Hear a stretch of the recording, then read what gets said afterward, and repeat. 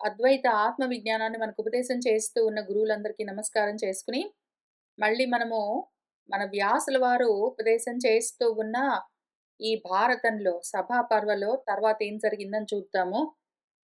అప్పుడేం జరిగిందంటే, మన ధర్మరాజు ఓడిన కొద్దీ పంతంతో పందెం కాస్తూ ఉన్నాడు. మన వైశంపాయనుల వారు అదిగో మన ధర్మరాజు ఇదోడిపోయాడు, అదోడిపోయాడు, ఇదోడిపోయాడు, అదోడిపోయాడు, ఇదోడిపోయాడు, అదోడిపోయాడు అని అదే పనిగా చెప్తూ ఉన్నారు. దీనికన్నా ముందు చాలా ఇంట్రెస్టింగ్‌గా అదే వైశంపాయనుల వారు మన ధర్మరాజు అది గెలిచాడు, ఇది గెలిచాడు, అది గెలిచాడు, ఇది గెలిచాడు, అది గెలిచాడు. ఎన్నో అధ్యాయాలు మన ధర్మరాజు ఈ దిక్కు గెలిచాడు, ఆ దిక్కు గెలిచాడు, ఈ రాజుల్ని గెలిచాడు, ఆ రాజుల్ని గెలిచాడు, ఈ ధనాలు గెలిచాడు, ఆ అశ్వాలు గెలిచాడు, ఈ ఏనుగులు గెలిచాడు, ఇంకేంటో గెలిచాడు. ఇంకిప్పుడు ఆ గెలుపుల పరంపర ఇటు తిరిగింది. ఇంక ఇదోడిపోయాడు, అదోడిపోయాడు, ఇదోడిపోయాడు, అదోడిపోయాడు, ఏమి అయితే? ఏమి అయితే?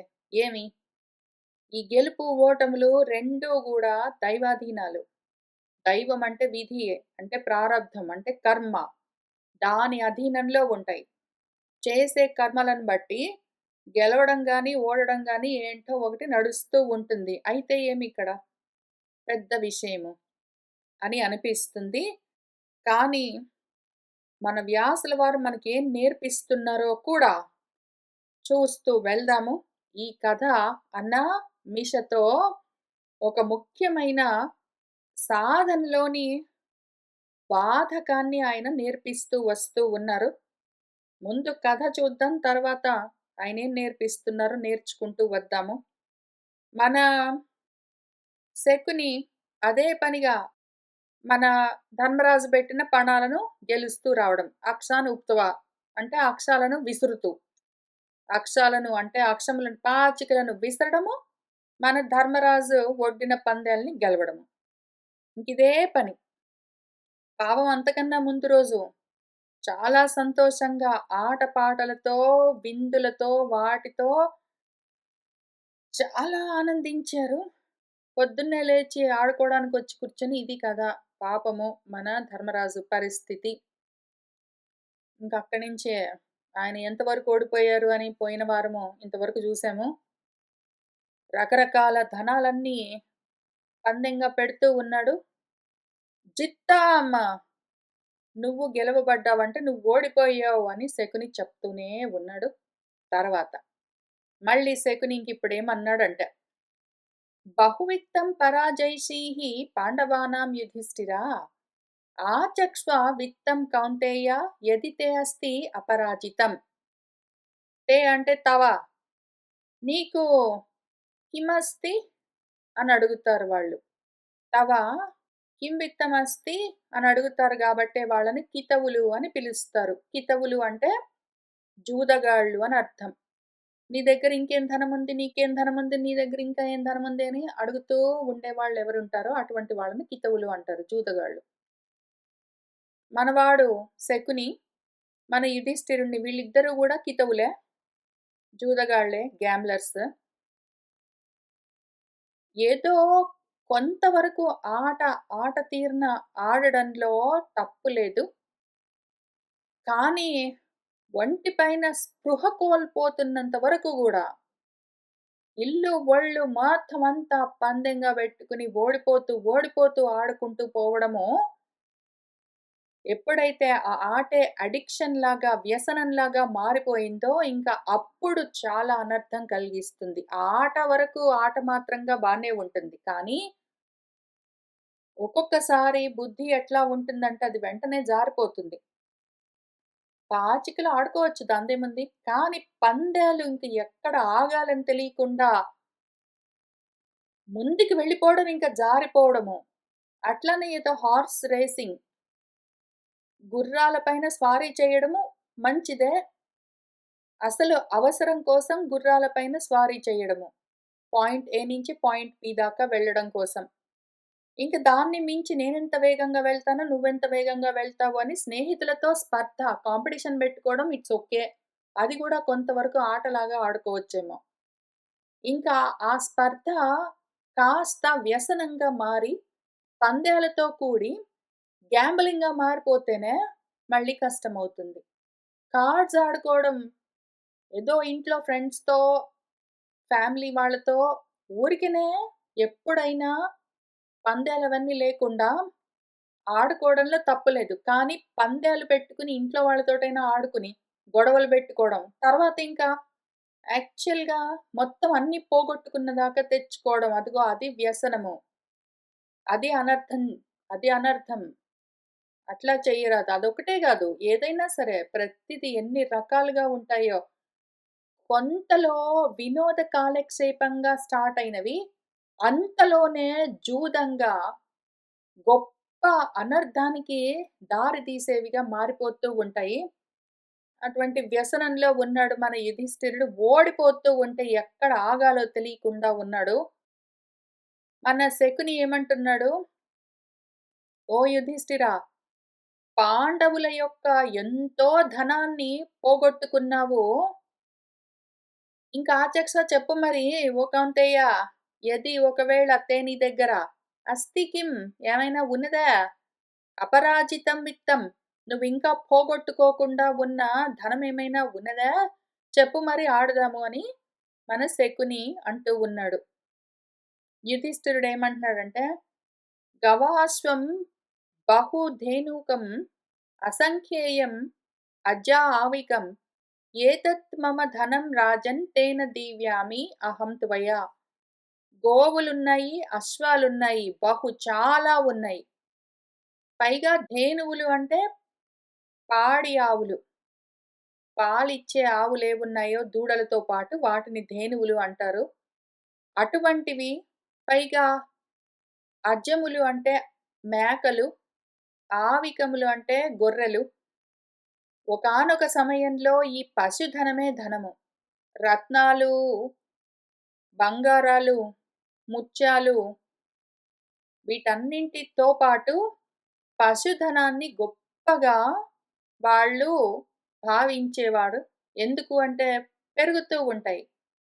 రత్నాలో, వెండో, బంగారమో ఇటువంటివైతే ఒకసారి గనుల్లో నుంచి తవ్విన తర్వాత మళ్ళీ గనులు రీప్రొడ్యూసింగ్ చెయ్యవు.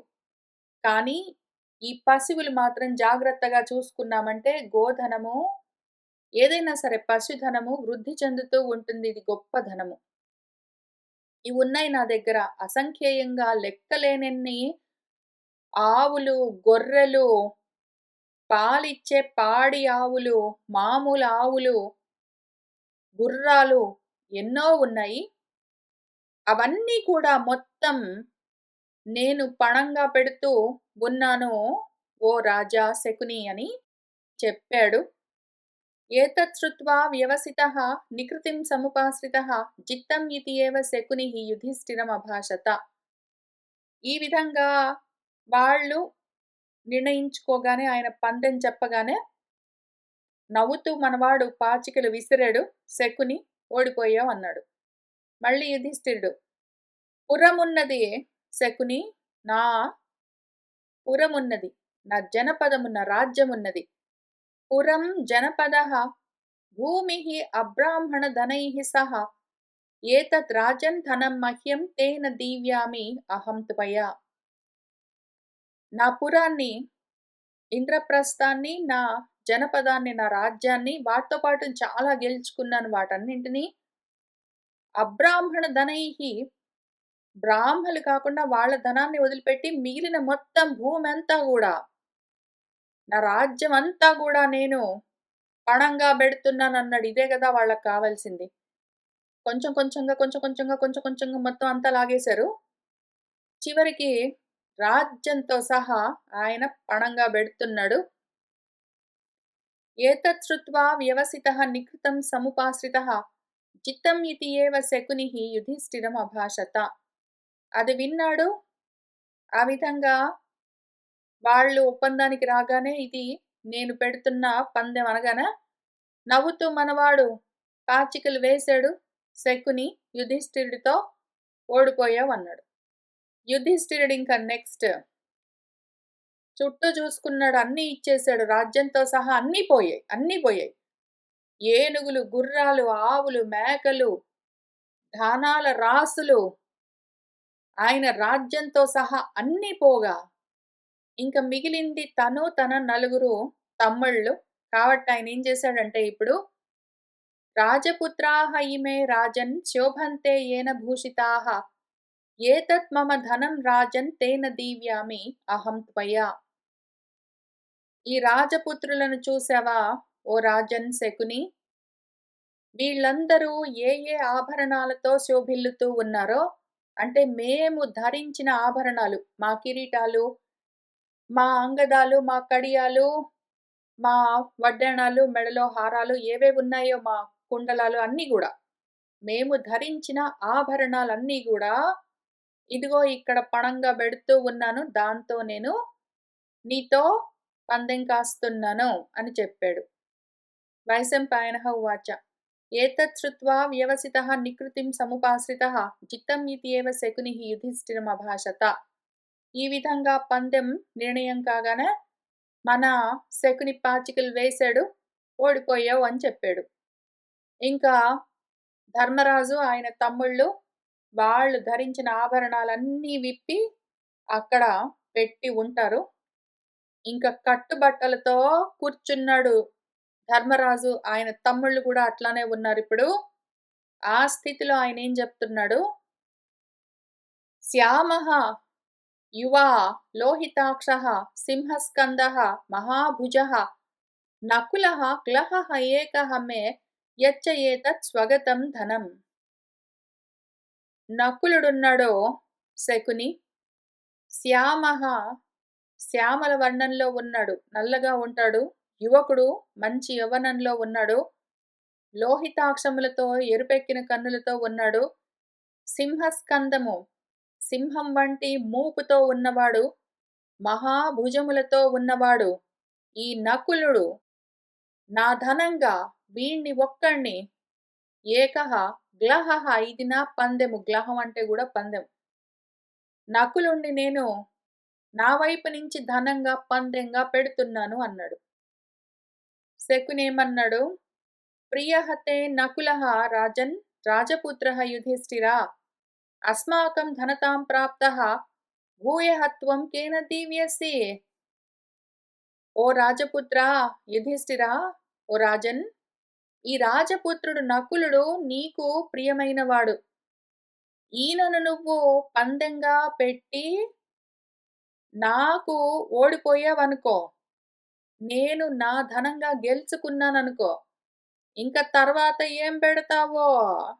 నకులుణ్ణి కూడా, నీకు అంత ప్రియమైన నకులుణ్ణే నువ్వు పందెంగా పెట్టి ఓడిపోయిన తర్వాత ఇంక నెక్స్ట్ ఏం చేస్తావో అనుకుంటూ ఆయన నవ్వుతూనే ఏవ ముక్త్వా తు శకునిః తాన్ అక్షాన్ ప్రత్యపద్యత జిత్తం ఇతి ఏవ శకునిః యుధిష్ఠిరం అభాషత. ఈ విధంగా అంటూనే శకుని ఆ అక్షాలను, పాచికలను పట్టుకున్నాడు, విసిరాడు, ఓడిపోయావు అన్నాడు. కాబట్టి ఇప్పుడు నకులుడు కూడా మన శకుని అంటే మన ధర్మరాజు పాలయ్యాడు.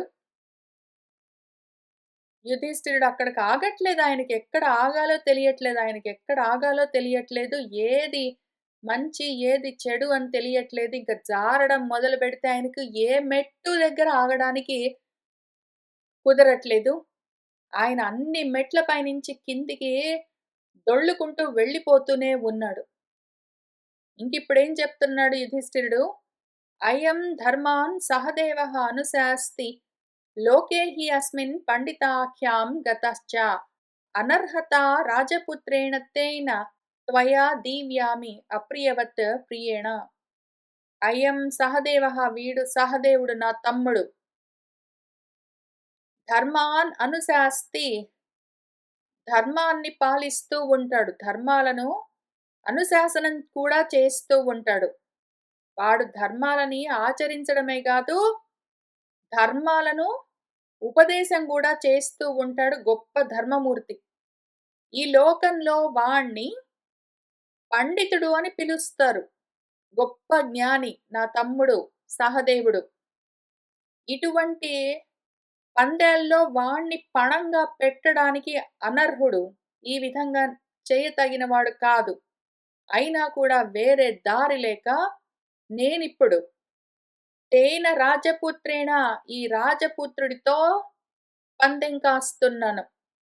ప్రియేణ నాకు ప్రియమైన వాడు. ఈ ప్రియమైన నాకు అత్యంత ప్రీతిపాత్రుడైన సహదేవుడిని అప్రియవత్ ఇష్టం లేకపోయినా గూడా వేరే దారి లేక పందెం కాస్తున్నాను అని చెప్పాడు. వైశంపాయనుడు ఏం చెప్తున్నాడంటే, ఏతత్ శ్రుత్వా వ్యవసితః నికృతిం సముపాశ్రితః చిత్తం ఇతి ఏవ శకునిః యుధిష్ఠిరమభాషత. ఈ విధంగా పందెం నిర్ణయం కాగానే నవ్వుతూ మన శకుని పాచికలు వేశాడు, ఓడిపోయావని చెప్పాడు. సహదేవుడు కూడా శకుని పాలయ్యాడు. యుధిష్ఠిరుడు ఇంక అక్కడికి కూడా ఆగట్లేదు.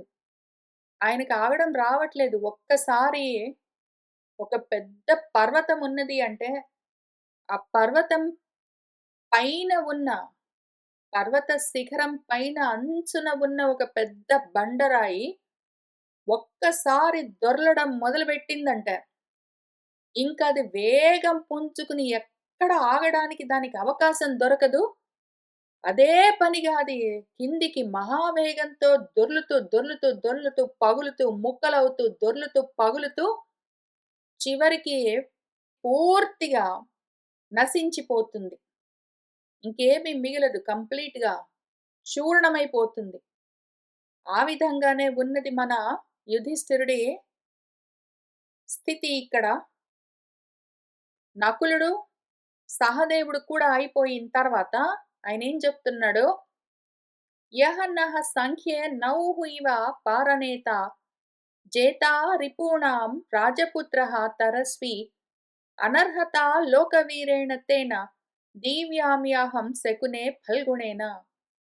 యః ఎవరైతే నః మమ్మల్నందరినీ సంఖ్యే యుద్ధంలో నౌః ఇవ నావలాగా పారనేత అవతల వైపుకి తీసుకుని వెళ్తాడో, నా తమ్ముడు అర్జునుడు అన్న పడవ ఎక్కి కూర్చుంటే వాడే మమ్మల్ని ఏ యుద్ధమైనా సరే ఇటువైపు నుంచి అటువైపుకి తీసుకుని వెళ్ళిపోతాడు. అంతటి శక్తి సామర్థ్యాలు కలిగినవాడు. రిపూణాం జేత శత్రువుల యొక్క జేత ఆయన శత్రువులను ఎప్పుడూ జయిస్తూనే ఉంటాడు. అందుకనే వాడిని విజయుడు అని పిలుస్తారు. వాడికి పరాజయం అన్నది లేదు. రాజపుత్రుడు నా తమ్ముడు తరస్వి గొప్ప బలము, గొప్ప వేగము కలిగినవాడు. అనర్హుడే పాపము. ఈ విధంగా వాణ్ణి నేను పందెంగా ఒడ్డడానికి వాడు తగినవాడు కాదు. అయినా కూడా వేరే దారి లేక, ఓ శకుని, తేన లోకవీరేణ ఈ లోకంలో అందరికన్నా గొప్ప వీరుడు ఫల్గుణుడు, వాణ్ణే నేను పందెంగా పెడుతూ ఉన్నాను అని చెప్పాడు. వైశంపాయనుడు ఇంకింతే విషయం మనకేం చెప్తున్నారంటే, ఏతత్ శ్రుత్వా వ్యవసితః నికృతిం సముపాశ్రితః చిత్తం ఇతి ఏవ శకునిః యుధిష్ఠిరం అభాషత. ఆ విధంగా వాళ్ళు నిర్ణయం తీసుకోగానే, ఇది నా పందెమని వాళ్ళు ఒప్పుకోగానే వెంటనే పాచికలు వేశాడు నవ్వుతూ, ఓడిపోయావని చెప్పాడు. యుధిష్ఠిరుడు, యః నః నేత యః యోధాం నః ప్రణేత యథా వజ్రీ దానవ శత్రుః ఏకః తిర్యక్ప్రేక్షి సంహత బ్రూః మహాత్మా సింహస్కందః యః చ సదా అత్యమర్షి బలేన తుల్యః యస్య పుమాన్ న విద్యతే గదాభృతాం అగ్ర్యః ఇహ అరిమర్దనః అనర్హత రాజపుత్రేణ తేన దీవ్యామి అహం భీమసేనేన రాజన్.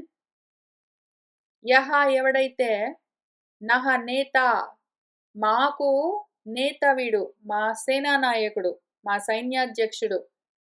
యహ ఎవడైతే యుద్ధాల్లో నహ మమ్మల్ని ముందుండి నడిపించేవాడు. ఏ విధంగానైతే వజ్రాయుధం పట్టుకున్న దానవ శత్రువు ఇంద్రుడు ఒక్కడున్నాడో అట్లా మా వైపు గద అన్న ఆయుధం పట్టుకుని వీడొక్కడు నిలబడితే చాలు మమ్మల్ని అందరినీ యుద్ధంలో ముందుకు నడిపించగలడు. తిర్యక్ప్రేక్షి కడగంటి చూపులతో ఉన్నవాడు, అందమైన కన్నులు, చివరకు వంపు తిరిగి విశాలంగా ఉన్న కన్నులు కలిగినవాడు. సంహత భ్రూహు, నొసలు ముడివేసి ఉన్నవాడు ఈ మహాత్ముడు. సింహస్కందః, సింహం వంటి మూపు కలిగినవాడు. ఎవరైతే ఎప్పుడూ అమర్షతో, అసహనంతో ఉంటాడో వాడు బలంలో ఏ మనిషి వాడికి సమానమైన వాడు లేడు. అటువంటి వాడు గదాభృతాం అగ్ర్యః, గదను ధరించి యుద్ధం చేయడంలో శ్రేష్ఠుడు వీడు. ఇహ అరిమర్దనః, ఇదిగో వీడిక్కడ కూర్చున్నవాడు శత్రుమర్దనుడు అనర్హుడే. ఈ విధంగా వాణ్ణి నేను పందెం ఒడ్డడానికి తగినవాడు కాదు. కాని వేరే దారి లేదు. రాజన్, ఓ శకుని, తేన రాజపుత్రేణ, ఈ రాజపుత్రుడితో, ఈ భీమసేనుణ్ణి బెట్టుకుని నేను నీతో పందెం గాస్తున్నాను అని చెప్పాడు. వైశంపాయనుల వారు మనకేం చెప్తున్నారంటే, ఏతత్ శ్రుత్వా వ్యవసితః నికృతిం సముపాశ్రితః చిత్తం ఇతి ఏవ శకునిః యుధిష్ఠిరం అభాషత.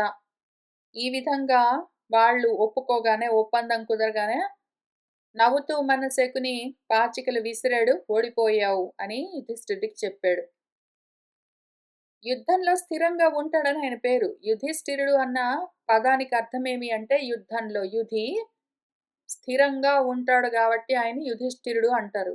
ఈ యుద్ధం, ఓడిపోతున్న యుద్ధంలో కూడా మరణించిందాకా, నశించిపోయిందాకా స్థిరంగా ఉందామని ఆయన నిర్ణయించుకున్నాడు. అక్కడి నుంచి కదలట్లేదు, ఆ యుద్ధంలో ముందుకు వెళ్ళట్లేదు, పైకి వెళ్ళట్లేదు, వెనక్కి కిందికి జారిపోతున్నాడు. శకుని ఏమన్నాడు, అది కూడా అయిన తర్వాత, ఆ పందెం కూడా మనవాడు ఓడిన తర్వాత మన ధర్మరాజుతో బహువిత్తం పరాజైషీః భ్రాతॄంశ్చ సహయద్విపాన్ ఆచక్ష్వ ఇంక మళ్ళీ కిం విత్తం కౌంతేయ యది తే అస్తి అపరాజితం అని అడిగాడు. ఓ కౌంతేయ, బహువిత్తం పరాజైషీః, చాలా విత్తము, ఎంతో ధనం పోగొట్టుకున్నావు. నీ హయములు గుర్రాలతో పాటు, ద్విపాలు ఏనుగులతో పాటు, నీ సోదరులను భ్రాతృంశ్చ, నీ తమ్ముళ్లను కూడా పోగొట్టుకున్నావు. ఆచక్ష్వ, చెప్పు మరి ఇంకేం మిగిలింది కౌంతేయ. యది ఒకవేళ తే, నీ దగ్గర ఏమైనా విత్తం అస్తి అపరాజితం, నువ్వు ఇంకా పోగొట్టుకోకుండా ఇంకేమైనా మిగిలిందా, పెట్టు మరి పందెం ఆడదాము అన్నాడు. యుధిష్ఠిరుడికి ఆగడం రావట్లేదు కాబట్టి మొత్తం పూర్తిగా భూమి మీద పడి ఆయన చూర్ణం అవ్వవలసి ఉన్నది కాబట్టి ఇంకా కిందికి దొర్లుతూనే ఉన్నాడు. ఇప్పటికే మొత్తం అంతా పగిలిపోయాడు. ఆ పెద్ద గండు శిల పర్వత శిఖరం పైనుంచి దొర్లుతూ దొర్లుతూ ఇంకా చివరికి వచ్చేసరికి చాలా మటుకు పగిలిపోయింది. చాలా భాగం విరిగిపోయింది. ఇంకా కొంత ముక్కలు మిగిలాయి. ఆ ముక్కగానే ఆయన ఇంకా కిందికి దొర్లుతున్నాడు, ఇంకా పగులుతూనే ఉన్నాడు. ఈసారి ఏ ముక్క తీసి ఆయన పందెం గాస్తున్నాడో చూద్దాము. అహం విశిష్టః సర్వేషాం భ్రాతॄణాం దయితః తథా కుర్యామః తే జితాః కర్మ స్వయం ఆత్మని ఉపప్లవే అన్నాడు. అహం విశిష్టః, నేను ఒక్కడిని మిగిలాను. సర్వేషాం భ్రాతॄణాం దయితః తథా, అట్లానే నేను నా తమ్ముళ్ళందరికీ కూడా ఎంతో ప్రియమైన వాణ్ణి. వాళ్ళందరినీ పోగొట్టుకున్నాను. ఇంక నేను ఒక్కడిని మిగిలాను. ఈసారి నన్ను నేను పందెంగా పెట్టుకుంటున్నాను. నేను ఓడిపోయాననుకో, ఇంకప్పుడు ఆత్మని ఉపప్లవే, నేను చచ్చిపోయేంత వరకు స్వయంగా నేనే జితాహ, ఓడిపోయానంటే తే కర్మ కుర్యామహ, నీకు సేవలు చేస్తాను. నేనింక నన్నే పందెంగా పెట్టుకుంటున్నాను. ఓడిపోయానంటే చచ్చిపోయే వరకు నేను నీకు సేవలు చేస్తాను, నీకు సేవకుడిగా ఉంటాను అని ఆయన ఒప్పుకున్నాడు. వైశంపాయనుల వారు ఏతత్ శ్రుత్వా వ్యవసితః నికృతిం సముపాశ్రితః చిత్తం ఇతి ఏవ శకునిః యుధిష్ఠిరం అభాషత. ఆయన ఆ పందెం పెట్టగానే వాళ్ళు ఒప్పుకున్నారు. ఈయన పాచికలు వేశాడు, ఓడిపోయావు అని చెప్పాడు. యుధిష్ఠిరుడు మొత్తం భూమి మీద పడి ముక్కలైన తర్వాత కూడా చిన్న గులకరాయిగా మిగిలి దాన్ని గూడా పోగొట్టుకుని, అయినా గూడా ఇంకేదో ఉన్నది అని పందెం కాయడానికి బయలుదేరుతున్నాడు. న ఏవ హ్రస్వా న మహతి న అతికృష్ణా న రోహిణి సరాగరక్తనేత్రా చ తయా దీవ్యామి అహం త్వయా. పొట్టిగా ఉండదు, చాలా పొడుగ్గా ఉండదు. చక్కగా సమంగా ఉంటుంది. నాతి కృష్ణ న రోహిణి నలుపుగా ఉండదు, ఎరుపుగా ఉండదు. మధ్యస్థంగా ఉంటుంది. సరాగ రక్తనేత్ర ఎరుపెక్కిన కన్నులతో, ప్రేమ నిండిన చూపులతో ఉంటుంది. అటువంటి నా భార్య ద్రౌపదిని పందెంగా బెట్టి నీతో ఆడుతాను. ఆమె శారద ఉత్పల పత్రాక్ష్య, శారదోత్పల గంధయ, శారదోత్పల సేవిన్య, రూపేణ శ్రీ సమానయ. తథా ఏవ స్యాత్ ఆనృశంసన్ స్యాత్ తథా స్యాత్ రూప సంపద తథా స్యాత్ శీల సంపత్య యాం ఇచ్చేత్ పురుషః స్త్రియం. శరత్కాలంలోని ఉత్పలముల వంటి పద్మపత్రాల్లాంటి కన్నులున్నది. శరత్కాలంలోని పద్మాల వంటి సుగంధంతో ఉన్నది. శరత్కాలంలోని పద్మాల చేత సేవింపబడేది.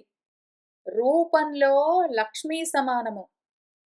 ఎవరైనా సరే మనిషి, ఒక పురుషుడు తనకు భార్యగా ఎవరిని కోరుకుంటాడో, ఎటువంటి లక్షణాలతో ఉన్న అమ్మాయి నాకు భార్యగా కావాలని ఏ పురుషుడైనా కోరుకుంటాడో, అటువంటి లక్షణాలన్నీ స్యాత్ కలిగి ఉన్నది. అటువంటి ఆనృశంసం, అటువంటి దయ, అటువంటి రూప సంపద, అటువంటి శీల సంపద ఏవేవైతే ఒక పురుషుడు కోరుకుంటాడో అవన్నీ ఆమెలో ఉన్నాయి. అటువంటి నా భార్యను నేను పందెంగా పెడుతూ ఉన్నాను. చరమం సంవిశతియా ప్రథమం ప్రతిబుధ్యతే ఆగోపాల ఆవిపాలేభ్యః సర్వం వేద కృతం. మామూలుగానైతే పశువులను పాలించేవాళ్ళు పశువుల కన్నా ముందే నిద్ర లేవవలసి ఉంటుంది.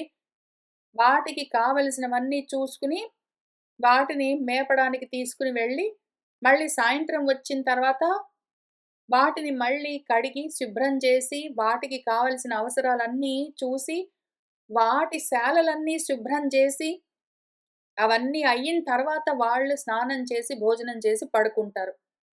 కాబట్టి మిగిలిన అందరికన్నా గూడా పశుపాలకులు ఎవరున్నారో, గోపాలకులు లేదా ఆవిపాలకులు. గోపాలకులు అంటే గోవులను పాలించేవాళ్ళు. ఆవిపాలకులు అంటే ఏవో గొర్రెలను పాలించేవాళ్ళు. అటువంటి వాళ్ళ కన్నా గూడా ఈమె తర్వాత పడుకుంటుంది. వాళ్ళ కన్నా కూడా ముందే లేస్తుంది. సర్వము, ఏది కృతము, ఏది అకృతము, ఏం జరిగింది, ఏం జరగవలసి ఉన్నది అన్నీ ఆమెకు తెలుసు. అంతటి తెలివితేటలు, అంతటి ఎరుక, జ్ఞానము కలిగి ఉన్నది. ఆభాతి పద్మవత్ వక్త్రం సస్వేదం మల్లికా ఇవ చ వేదీ మధ్య దీర్ఘకేసి తామ్రాక్షి నా అతి రోమస. పద్మవత్ వక్త్రమాభాతి, ఆమె ముఖము పద్మంలాగా ప్రకాశిస్తూ ఉంటుంది. ఆమె అలసిపోయి ఉంటే గూడా, ఆమె చెమట బిందువులతో ఉంటే కూడా ఏదో మంచు కురిసిన మల్లె పువ్వులాగా ఉంటుంది. ఆమె వేదీ మధ్య, వేది అంటే యజ్ఞవేదిక. ఆమె పొట్ట ఎట్లా ఉంటుందంటే ఫ్లాట్‌గా ఏదో యజ్ఞవేదికలాగా ఉంటుంది. అంతటి తన్వి, అంతటి పల్చటి నడుము కలిగినది. దీర్ఘకేసి, పొడవైన వెంట్రుకలు కలిగింది. తామ్రాక్షి, ఎర్రటి కన్నులతో ఉన్నది. నా అతి రోమస, ఒంటిపైన అక్కర్లేకుండా రోమాలు లేకుండా నున్నగా ఉంటుంది. తయా ఏవం విధయా రాజన్ పాంచాల్య అహం సుమధ్యయా గ్లహం దీవ్యామి చార్వాంగ్య ద్రౌపద్య హంత సౌబల. ఓ సౌబల, ఓ శకుని, ఏవం విధయా తయా, ఈ విధంగా ఉన్న ఆమెను పెట్టి నేను పందెం కాస్తున్నాను ఓ రాజన్. అహం నేను ఆ సుమధ్యమ అందమైన నడుముతో ఉన్నది పాంచాలి చార్వంగి అందమైన అవయవములతో శరీరంతో ఉన్నది ద్రౌపది ఆమెను నేను గ్లాహం దీవ్యామి పందెంగా పెడుతున్నాను అన్నాడు. వైశంపాయనుల వారు మనకు కథ చెప్తున్నారు. ఏవ ముక్తేతు వచనే ధర్మరాజైన భారత ధిక్ ధిక్ ఇతి ఏవ వృద్ధానాం సభ్యానాం నిసృత గిరహ. ఈ విధంగా ధర్మరాజు ఆ మాట అనగానే ఓ భారత జనమేజయ ఆ సభలో ఉన్న పెద్దలందరూ ఛీ ఛీ అని అంటూ ఉన్నారు. వాళ్ళలో వాళ్ళు మాట్లాడుకుంటూ ఉన్నారు. చుక్షుబే సా సభ రాజన్ రాజ్ఞాం సంజజ్ఞిరే కథాః భీష్మ ద్రోణ కృపాదీనాం స్వేదః చ సమజాయత. ఆ సభ మొత్తం ఓ రాజన్ జనమేజయ చుక్షుబే వెంటనే గొప్ప క్షోభ చెందింది. అందరూ ఒక్కసారే వాళ్ళలో వాళ్ళు మాట్లాడుకుంటూ ఉన్నారు. ఆ రాజులందరూ ఏం జరిగిందని వాళ్ళు చూసుకుంటూ ఉన్నారు. ఇంతవరకు వాళ్ళు ఏం అనలేదు. ధర్మరాజు ఆయనకి ఇష్టమన్నవన్నీ ఏదో పందెంగా పెడుతున్నాడు, ఓడిపోతున్నాడు, వాళ్ళు ఏం పట్టించుకోలేదు. కానీ ఎప్పుడైతే ద్రౌపదిని పణంగా పెడుతున్నానన్నాడో వెంటనే సభంతా అల్లకల్లోలమైపోయింది. భీష్ముడు, ద్రోణుడు, కృపుడు మొదలైన వాళ్ళందరికీ కూడా చెమటలు పట్టాయి. ఇంకప్పుడు శిరః గృహీత్వా విదురః గతసత్వః ఇవ అభవత్ ఆస్తే ధ్యాయన్ అధోవక్త్రః నిశ్వసన్ పన్నగః యథా. విదురుడు కూడా 2 చేతులతో తలబట్టుకున్నాడు. గతసత్వః ఇవ అభవత్, ఇంక ప్రాణం పోయినట్టుంది ఆయనకి. ధ్యాయన్ ఏం చెయ్యాలి అని ఆలోచిస్తూ ఉన్నట్టు 2 చేతులతో తలబట్టుకుని ముఖాన్ని కిందికి వేలాడదీశాడు. ఏదో పన్నగము నిశ్వసన్నివ పాము బుసలు కొడుతున్నట్టు వేడి నిట్టూర్పులొస్తూ ఉన్నాయి ఆయనకి. ఏం చెయ్యాలో తోచట్లేదు. ధృతరాష్ట్రః తు సంహృష్టః పర్యపృచ్ఛత్ పునః పునః కించితం కించితం ఇతి హి ఆకారం నా అభ్యరక్షత. ఇంతవరకు ధృతరాష్ట్రుడు కనీసము ఆయన ఆకారం అంటే మనసులోని భావము రక్షించుకునేవాడు. మనసులో ఇంతటి కుళ్ళు బుద్ధి ఉన్నా కూడా, ఇంతటి స్వార్థము, లోభితనము, పాండవుల పైన ద్వేషము ఇవన్నీ ఉన్నా కూడా అవన్నీ లోపలే ఉంచుకుని బయటికి మాత్రం చాలా మంచివాళ్లాగానే మాట్లాడేవాడు. పాపం గదా! పాండురాజు బిడ్డలు గదా!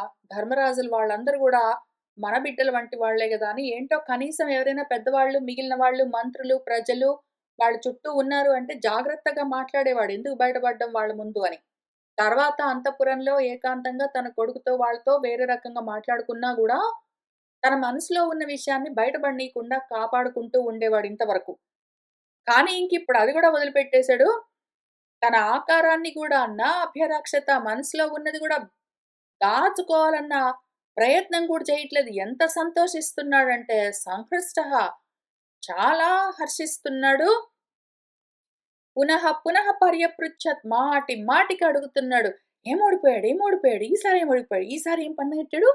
ఈసారి ఏం పెట్టాడు పందెం? ఏం ఓడిపోయాడు? ఓడిపోయాడేంటి? ఈసారి ఏం పెట్టాడు? అని అదే పనిగా అడుగుతున్నాడు. ఆయనకి కూర్చోడానికి ఆ ఆనందంతోటి, ఉత్సాహంతోటి కుదరకుండా ఉన్నది. చాలా సంతోషిస్తున్నాడు. ఇంత దూరం మిగిలిన వాళ్ళందరూ క్వైట్‌గా ఉన్నా కూడా ఇంత దూరం ఇక్కడికొచ్చేసరికి ద్రౌపదిని పణంగా బెట్టాననగానే పాపము అందరికి చెమటలొస్తున్నాయి. తలలు వేళ్లాడదీస్తున్నారు. భయపడుతూ ఉన్నారు ఏం జరుగుతుందో అని. ఇంకింత దూరం పోయాడంటే ఇంక ఎంతకైనా తెగిస్తాడు అని. ఇంక తెగించడానికి ఏమున్నది? ఇంకేమీ లేదు. అంతా పోయింది. అయినా గూడా మన ధృతరాష్ట్రుడు మాత్రం చాలా సంతోషిస్తూ ఉన్నాడు. జహర్ష కర్ణః అతిభృశం సహ దుశ్శాసనాదిభిః ఇతరేషాం తు సభ్యానాం నేత్రేభ్యః ప్రాపతజ్జలం. ఇంక కర్ణుడు మాత్రం అతి భృశంగా చాలా ఎక్కువగా దుశ్శాసనుడు మొదలైన వాళ్ళందరితో సహా కలిసి జహర్ష ఎంతో హర్షాన్ని పొందుతూ ఉన్నాడు. పాపము మిగిలిన వాళ్ళు ఇతరేషాం సభ్యానాంతు ఆ సభలో ఉన్న మిగిలిన వాళ్లకు మాత్రం కళ్ళలో నుంచి కన్నీళ్లు గారుతూ ఉన్నాయి.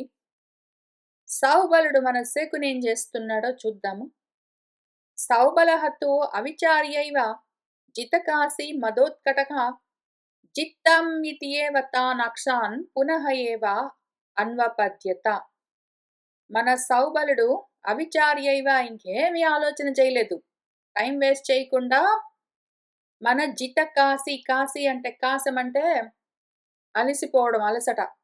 అలుపన్నది లేకుండా ఉన్నాడు. అలుపన్నది లేకుండా ఉన్నాడు పాచికలాడి ఆడి. ఇంకా అంతకంతకు ఆయనకి గెలుస్తున్న కొద్దీ, ధర్మరాజు ఓడుతున్న కొద్దీ, తను గెలుస్తున్న కొద్దీ ఉత్సాహం పెరుగుతూ ఉన్నది. ఇంకా అలసట అన్నది లేకుండా ఉన్నాడు. మదంతో ఉత్కటము నిండి ఉన్నాడు. మళ్ళీ అంటే తాన్ అక్షాన్ పునరేవ అన్వపద్యత, మళ్ళీ పాచికలు పట్టుకున్నాడు. పాచికలు పట్టుకునే కన్నా ముందే జితం అన్నాడు. ఓడిపోయావన్నాడు, పాచికలు పట్టుకున్నాడు. వేస్తాడు, మన ధర్మరాజు ఓడతాడు. పెద్ద విషయం ఏమీ లేదు ఇక్కడ. కానీ చాలా అందమైన ఒక తేడా ఉన్నది. మన వ్యాసుల వారు ఏం రాశారంటే ఇంతకన్నా ముందు,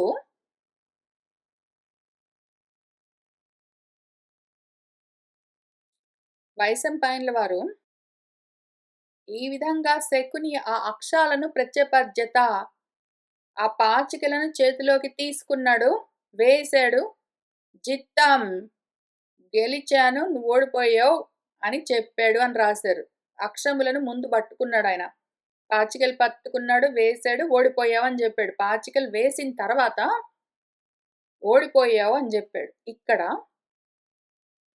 ఆ గెలుపుల పరంపరతో ఎంతగా మదంతో ఉన్నాడంటే, ఎంత గర్వంతో ఉన్నాడంటే, గ్యారంటీగా గెలుస్తానని ముందే అన్నాడు. పాచికలు ఇంకా చేతిలోకి పట్టుకొని కూడా లేదు. ముందే ఇంక నేను గ్యారంటీగా గెలుస్తాను అని అలుపన్నది లేకుండా మదంతో, గర్వంతో నిండి ఉన్నాడు ఆయన. ఇంక మిగిలింది ఫైనల్‌గా ఇంక లాస్ట్ ఇదొక్కటే. ఈ ఒక్కసారి పాచికలేసానంటే ఇప్పుడు కూడా ఇంక గ్యారంటీ. ధర్మరాజు ఎట్లానైనా ఓడిపోతాడు. ద్రౌపది కూడా మా వశమవుతుంది. ఇంక ధర్మరాజుకి ఏమీ మిగల్లేదు అని ఆయనకు అంత దర్పము కలిగింది. దానితో జితం ముందే అన్నాడు. నువ్వు ఓడిపోయావు అన్నాక అప్పుడు పాచికల చేతిలోకి తీసుకున్నాడు, వేశాడు. మన ధర్మరాజు ఓడిపోయాడు. అట్లా ఉంది పరిస్థితి. ఒకవేళ ఈ లాస్ట్ స్టెప్ దగ్గరైనా సరే, కనీసము ఈ చివరగానైనా సరే, మన ద్రౌపదిని పణంగా పెట్టే కన్నా ముందైనా సరే, ధర్మరాజు ఒక్కసారైనా గెలిచి ఉంటే ఏమయ్యేది అని ఆలోచన చేద్దాము. మాక్సిమం ఏమయ్యేది? ధర్మరాజు గెలిచి ఉంటే, శకుని ఓడిపోయి ఉంటే ఏమయ్యేది? అప్పుడెప్పుడో ఇవన్నీ పోకన్నా ముందు నా దగ్గర ఒక విలువైన హారం ఉన్నది. సముద్రంలో నుంచి తెచ్చిన రత్నాలు పొదిగిన బంగారు హారం ఉన్నది. నేను దీన్ని పణంగా పెడుతున్నానని అంత మాత్రం పెట్టాడాయన. ఒక హారం పెట్టాడాయన. అక్కడి నుంచి మొదలుపెట్టాడు. అప్పుడు మన దుర్యోధనుడు దానికి సమానంగా నేనొక ఏదో వస్తువు పెడుతున్నా పట్టన్నాడు. ఇప్పుడు ఒకవేళ మన ధర్మరాజు గెలిస్తే గూడా ఆ హారానికి ఏదో సమానంగా ఉన్న వస్తువు ఏదున్నదో చిన్నది అదొచ్చేది. అన్నీ పోగా, రాజ్యంతో సహా అన్నీ పోగా, తన తమ్ముళ్ళు పోగా, తాను పోగా, చివరికి ప్రాబబ్లీ ద్రౌపది ఓడకుండా ఉండేది. అదిగో ఆ హారం ఒకటి దక్కేది. పోనీ అది వదిలిపెడితే తనను తాను పందెంగా పెట్టుకున్న సమయంలోనైనా సరే ఆయన ఇంకా ద్రౌపది దాకా రాకన్నా ముందే తనను తాను పందెంగా పెట్టి ఆయన ఓడిపోయినప్పుడు ప్రాబబ్లీ గెలిస్తే ఏం గెలిచేవాడు? ఆ హారం ఒకటి గెలిచేవాడు. దాన్ని మెడలో వేసుకొని తిరగొచ్చు. మిగిలినవన్నీ పోగొట్టుకుని. అసలు చాలా అన్‌ఫేర్ అడ్వాంటేజ్ తోటి ఉన్నాడు శకుని. అయినా కూడా తెలుసుకోకుండా ఆడాడు మన ధర్మరాజు, ఓడాడు. ఇది విషయము. ఇంక తర్వాత కథ ఉన్నది ఏం జరుగుతుంది ఏమని మనం వచ్చే వారం చూద్దాము. కానీ ఇంతవరకు జరిగిందేంటో కొంచెం విచారణ చేద్దాము. ఇంత జరుగుతుంటే మన ధర్మరాజు ఓడుతున్న కొద్దీ పందెం కాస్తున్నాడు, ఓడిపోతున్నాడు, మళ్ళీ పందెం కాస్తున్నాడు, ఓడిపోతున్నాడు. అక్కడ ఇంతమంది కూర్చున్నారు. ఒక్కళ్ళు మాట్లాడలేదు. భీష్ముడేమనలేదు, ద్రోణుడేమనలేదు, ఇంకెవరు ఏమనలేదు. విదురుడితో సహా అందరూ క్వైట్‌గా ఉన్నారు. ఈయన మాత్రం ఓడిపోతూనే ఉన్నాడు. ఒక్కసారి గూడా గెలవలేదు. కృష్ణుడు ఎక్కడో ఉండాలి. మరి ఆయన గూడా సపోర్ట్ చేయలేదు. వద్దు నీకెందుకని చెప్పలేదు. ఏమి జరుగుతున్నది ఇక్కడ అని చూద్దాము. కథాపరంగా చూస్తే ఇంతే విషయము. ఆధ్యాత్మికంగా చూస్తే అంతా ఉంది. మొత్తం అంతా ఇందులోనే ఉన్నది. ఛాయతో విషయాన్ పుంసహ దగ్గర మొదలుపెట్టి నువ్వు ప్రణశ్యతి దాకా వెళ్ళిపోతావు అని ఏది చెప్పారో అక్కడ అదంతా ఇందులో ఉంది. ఒక్కసారి మనము జారిపోవడం మొదలుపెడితే. అప్పుడు జరాసంధుడిని ఓడించడం కోసం ఎవరెవరు వెళ్లారని చెప్పుకున్నాం మనము. జరాసంధుడితో యుద్ధానికి భీముడు వెళ్ళాడు. ఆ తర్వాత దిక్కులన్నీ గెలవడానికి నలుగురు తమ్ముళ్ళు వెళ్లారు. వీటన్నింటికి ముందు వెనకాల రాజసూయ యాగం చేస్తూ ఉన్న సమయంలో కృష్ణుడు ఉంటూనే ఉన్నాడు. అయితే ఇప్పుడు సడెన్‌గా ఇంత జరిగిన తర్వాత కృష్ణుడు లేకుండా ఉన్నది ఇక్కడ పరిస్థితి. మన వాసుదేవుడు లేకుండా ఉన్నాడు. ఎందుకు అని ఆలోచన చేద్దాం. ఎందుకు అంటే జరుగుతున్నదేమి అంటే అహంకారం పైకొచ్చింది మొదటిసారి. ఇంతకన్నా ముందు జరాసంధుడిని చంపేప్పుడు అప్పుడు ఇప్పుడు భీముడు, అర్జునుడు, కృష్ణుడు ఇంత మాత్రమే వెళ్లారు. ధర్మరాజు కదలలేదు అక్కడే ఉన్నాడు అని చెప్పారు మన వ్యాసుల వారు. అంటే అహంకారం కాదక్కడ వెళ్ళింది. మనసు, బుద్ధి, చిత్తంతో కలిసి. ఇక్కడికొచ్చేసరికి అహంకారం పైకొచ్చింది. అహంకారము ధర్మరాజు రూపంలో పైకొచ్చింది. అయితే అది అక్కడికే ఆగలేదు. ఆ అహంకారాన్ని యాక్చువల్‌గా అంతకన్నా ఉద్ధతితో ఉన్న అసూయ తన వశంలోకి తెచ్చుకుంది. అది విషయం. మన అహంకారము అసూయకు లొంగిపోయింది. ఇంకా ఆ విధంగా ఉన్న స్థితిలో ఎప్పుడైతే అహంకారం పైకొచ్చుంటుందో, చిత్తము అక్కడ తెలియబడదు. అందుకని వాసుదేవం ఉండదు. కృష్ణుడికి తెలియదా? వీళ్ళు ఓడిపోతూ ఉంటే ఆయన ఎందుకు పట్టించుకోలేదు? అంటే ఏదో జరిగింది అని ఏవన్నా కథలు చెప్పుకోవచ్చు. దానిదేమున్నది? ప్రాపంచికంగా లేదా కథాపరంగా ఏమైనా చెప్పుకోవచ్చు. కానీ ఆధ్యాత్మికంగా మనిషిలో నేను అన్న అహంకారం పైకొచ్చింది. అందులో అసూయ నిండి ఉన్నది అంటే, అసూయ తీవ్రంగా పైకొచ్చింది అంటే, వెంటనే జరిగేదేమి ధర్మము అణిగిపోతుంది. అసూయ పైకొచ్చిందంటే అధర్మం పైకొస్తుంది. ధర్మము అణిగిపోయి ఉంటుంది. అందుకని ధర్మరాజుని ఇక్కడ అణిగిపోయి ఉన్నట్టుగా, వశుడై ఉన్నట్టుగా చూపిస్తున్నారు మన వ్యాసుల వారు. అటువంటి స్థితిలో ఆ సాధకుడు అన్నీ కోల్పోతాడు. ఎప్పుడైతే ఆ సాధకుడు అసూయకు లొంగిపోయాడు అంటే, వాడు అహంకారంతో ఉండి అసూయకు లొంగిపోయాడు అంటే, మొత్తం అన్నీ పోగొట్టుకుంటాడు. మొత్తం అన్నీ పోగొట్టుకుంటాడు వాడు. అది ఎంత వేగంగా జరుగుతుంది అని చూపిస్తూ ఉన్నారిక్కడ. ఇంకసల ఆగడం అన్నది ఉండదు. ఒక్కసారి వాడు జారడం మొదలైందంటే ఇంకా ఆగడం అన్నది ఉండదు ఎక్కడా అని చూపిస్తున్నారు. ఇంకోటేం చూపించారంటే భీష్ముడు లేడు, ద్రోణుడు లేడు, ఎవరు లేదు, విదురుడు లేవు. ఒక్కళ్ళు గూడా మాట్లాడలేదు అని చూపిస్తున్నారు. ఎందుకు? ఎందుకు అంటే ధర్మరాజిక్కడ రాశీభూతమైన ధర్మమే మాట్లాడకుండా అణిగిపోయి ఉంటే, అహంకారం పైకొచ్చున్న సమయంలో, అధర్మం పైకొచ్చున్న సమయంలో, ధర్మం గురించిన విచారణ ఆధ్యాత్మికంగా జరగదింక. లోపల ఆ ధర్మ విచారణ ఇంకేమీ ఉండదక్కడ. పతనమైపోవడము ఒక్కటే ఉంటుంది. అందుకోసం ఎంతకైనా తెగించడమే ఉంటుంది. కోరికలతో, లోభితనంతో, గృధతో ఇంకేదో కావాలి అని ఆ వ్యసనము, వ్యసనం అంటే ఆపద. సంసారమన్నా వ్యసనంలోకి వ్యసనార్ణవమని పిలుస్తారు. అందులో మొత్తమే మునిగిపోయిన తర్వాత బయటపడ్డం అన్నది ఉండదింక. ఆ సమయంలో చిత్తము తెలియకుండా ఉంటుంది. అది చాలా మరుగున పడి ఉంటుంది తెలియదు. అహంకారం ఎప్పుడు పైకొచ్చుంటుందో. అహంకారము వెనక్కి తగ్గి ఉన్నప్పుడే చిత్తం పైకొచ్చుంటుంది. అహంకారం పైకొచ్చిందంటే మాత్రం చిత్తము కనిపించకుండా ఉంటుంది. అంత మాత్రాన లేకుండా పోలేదు. తెలీదంతే. ఆ సమయంలో అహంకారానికి వశులై మనసు, బుద్ధి, కర్మేంద్రియ, జ్ఞానేంద్రియాలన్నీ పనిచేస్తూ ఉంటాయి. అందుకనే అక్కడ కూర్చున్న సమయంలో ఈ పందాలన్నీ గడుతూ ఉంటే ధర్మరాజు, మరి అర్జునుడెందుకేమనలేదు? భీముడెందుకేమనలేదు? నకుల సహదేవుడు కూడా ఏమనకుండా ఎందుకు కూర్చున్నారు? అని అనాలనిపిస్తుంది కానీ, అనడానికి వీల్లేదు మరి. నకుల సహదేవులు కర్మేంద్రియ, జ్ఞానేంద్రియాలు. భీముడు బుద్ధి, అర్జునుడు మనసు అన్నీ మొత్తం అంతా అహంకార వశంలో ఉండగా, అహంకారానికి లోబడి ఉంటాయి అవన్నీ ఎప్పుడైనా సరే. అది పైకొచ్చున్నప్పుడు. కాబట్టి అవేమి అనవంతే అవి క్వైట్‌గుంటాయి. అహంకారం అన్నీ పోగొట్టుకుంటూ ఉంటే అన్నీ పోగొట్టుకోవడం అంటే ఏంటి? మొత్తం అంతా అయి ఉన్నది ఏదున్నదో, అది దాన్నది పోగొట్టుకుంటూ ఉంటే మిగిలినవన్నీ చూస్తూ ఉంటాయి అంతే. మొత్తం అన్నీ చూస్తూ ఉంటాయి. ఊరికనే చూస్తూ ఉంటాయి.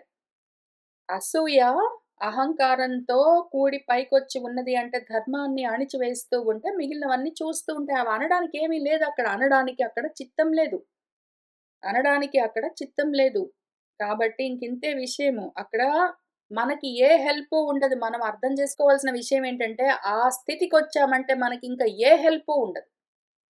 మనము అసూయతో, లోభితనంతో, గృధతో, వ్యసనాలకు లొంగి మనము ప్రాపంచికమైన విషయాల వెంటబడి, మనల్ని మనం పోగొట్టుకుంటూ, మనమే అందులో కూరుకుని పోతూ, భగవంతుడిని హెల్ప్ చేయమని అడిగితే చెయ్యడానికి ఉండడక్కడ మాయమై ఉంటాడు. నీ అహంకారం పైకొచ్చున్నంత వరకు వాసుదేవం అక్కడ ఉన్నా నీకు తెలియదు.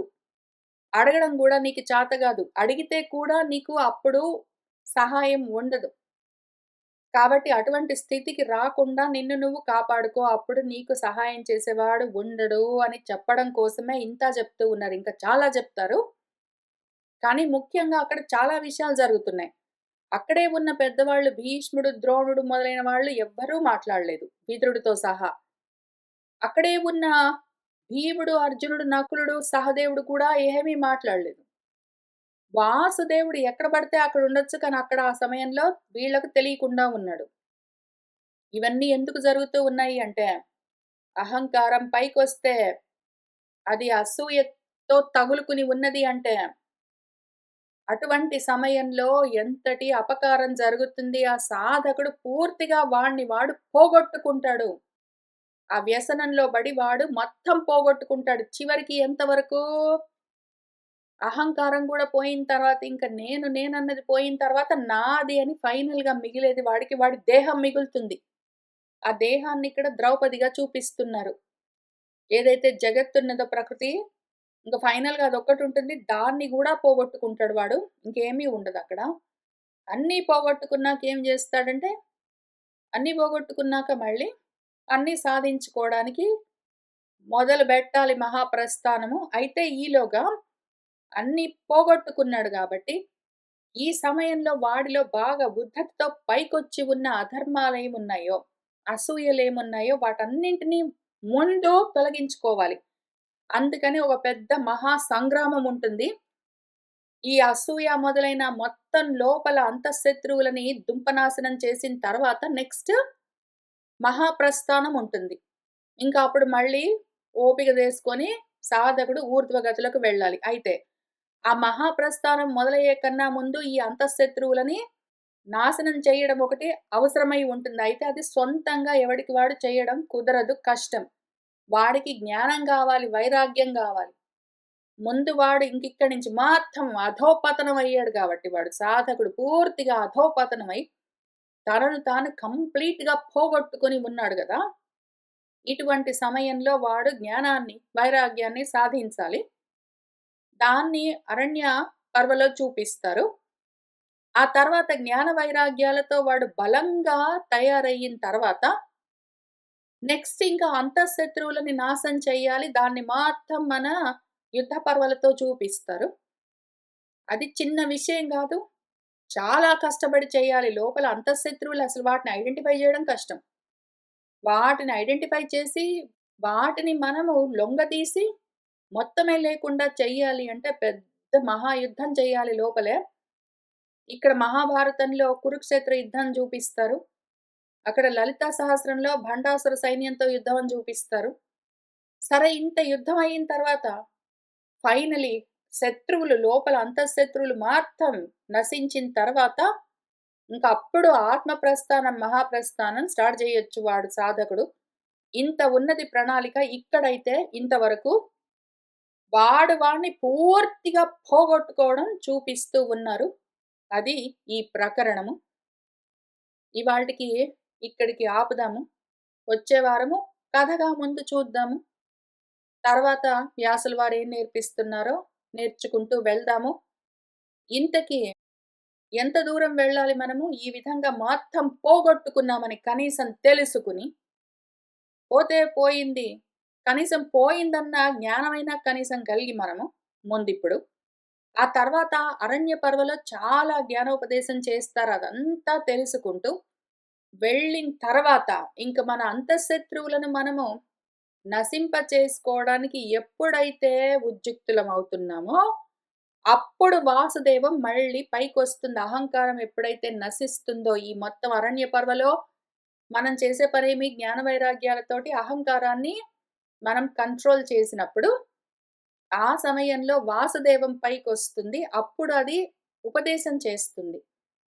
అంతఃశత్రువులని ఎట్లా నశింప చేసుకోవాలి? ఆ తర్వాత జ్ఞానంతో మోక్షాన్ని ఎట్లా సాధించాలి? ఈ అంతఃశత్రువులను నాశనం చేయడం వరకు కర్మ చేయవలసి ఉంటుంది. అయితే తర్వాత ఆ కర్మను వదిలిపెట్టి పూర్తిగా జ్ఞానంతో మాత్రమే మోక్షాన్ని సాధించవలసి ఉంటుంది అని ఆ 2 మొదలయ్యే కన్నా ముందు అంతఃశత్రు నాశము, జ్ఞానప్రాప్తి అన్న 2 ప్రకరణాలు మొదలయ్యే కన్నా ముందు భగవద్గీత ఉపదేశం ఉంటుంది. అదెప్పుడు జరుగుతుంది భగవద్గీత ఉపదేశం మనకు? ముందైతే కనీసం ఎంతో కొంత మనము సొంతంగా ప్రయత్నం చేసి జ్ఞాన వైరాగ్యాలు సాధించినప్పుడే. ఇప్పుడు ఇంత ప్రణాళికతో మొదలుపెడుతూ ఉన్నారు మన వ్యాసుల వారు. మనము కూడా ఎంతగా